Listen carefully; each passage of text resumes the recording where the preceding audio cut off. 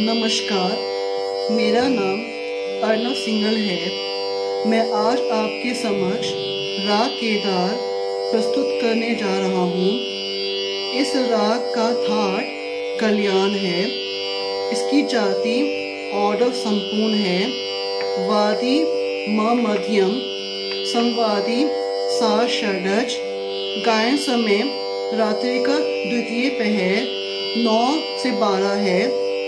संप्रकृतिक राग चानी केदार, नट बिहार, हमीर, यमन कल्याण और तिलक कामोद है।